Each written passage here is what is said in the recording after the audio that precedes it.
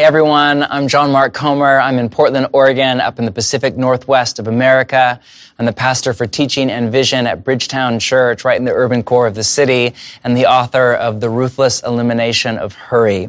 Today we are reading from James, the brother of Jesus, chapter 1, verse 27. Religion that God our Father accepts as pure and faultless is this: to look after orphans and widows in their distress, and to keep oneself from being polluted by the world.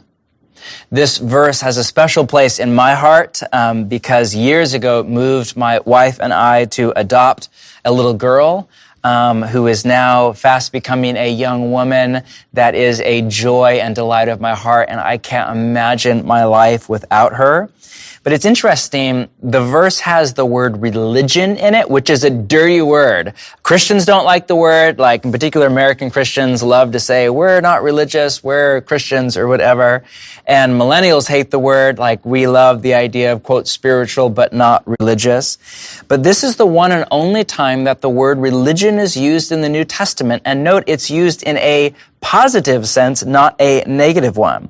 Contrary to popular opinion, religion is not a bad thing. It can be good or bad depending on what kind of religion it is. A religion, I think, is best understood as just a system of meaning by which people kind of make sense of life and have a moral compass, decide what's right, what's wrong, what leads to life, what leads to death, and then what really matters in life. By that definition, the way of Jesus is a religion, Hinduism is a religion, Islam is a religion, secularism is a religion, naturalism is a religion, self-help is a religion. You could argue that politics for a lot of people is a religion, social justice for a lot of people is a kind of religion. But to James, again, the brother of Jesus, so he knows a little something here, religion that God our Father accepts as pure and faultless. There's a lot of fault in religion, right? It's really easy to say, I don't like that, I don't like that, I critique this, I call out that. It's a lot of fault in religion. But religion that God, our Father, accepts as pure and faultless is two very simple things. Number one, to care for those who are vulnerable in our city or society, with special attention to the fatherless and widows. You could argue that's just because those were the two most vulnerable groups in the social order of the first century. Or you could argue, yes, and because God, in the language of the New Testament, is a father and a husband, and his heart is just relentless in its passion and love and care for the fatherless and for the widow. And the second thing is to keep oneself from being polluted by the world. The world is a concept that a lot of millennials in my kind of world have lost sight of.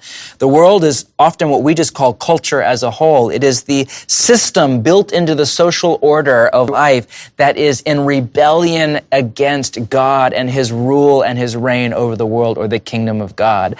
And it's like a pollutant. It's like in the air. It's like in the atmosphere. It's a carcinogenic that we inhale when we just go online or drive through our city or walk around campus or go to the grocery store. It's all around us, and it's hard to not let it pollute our soul and deform us away from the image of Jesus rather than form us into the image of Jesus.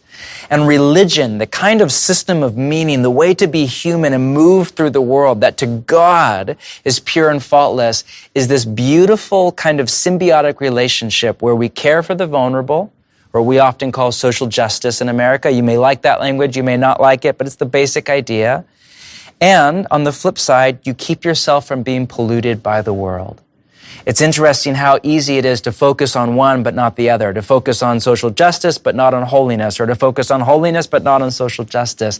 To God, the religion that is pure and faultless is to hold the two in a dynamic tension in love. So this coming day, may you care for the vulnerable around you. May you just meet a practical need. Maybe there's something easy you can do today, or somebody you can care for, or some money you can give, or better yet, some time, some relationship, some love that you can give. Maybe with special attention to somebody you know who's fatherless or in need of a family, if you have one. And at the same time, look for the pollutants that are all around you. And when they come, that idea, that thought, that image, that temptation, that social norm, may God give you the grace to just say no, just to renounce that and instead to redirect to God, the Father, which is the deep ache of our heart. Peace to all of you.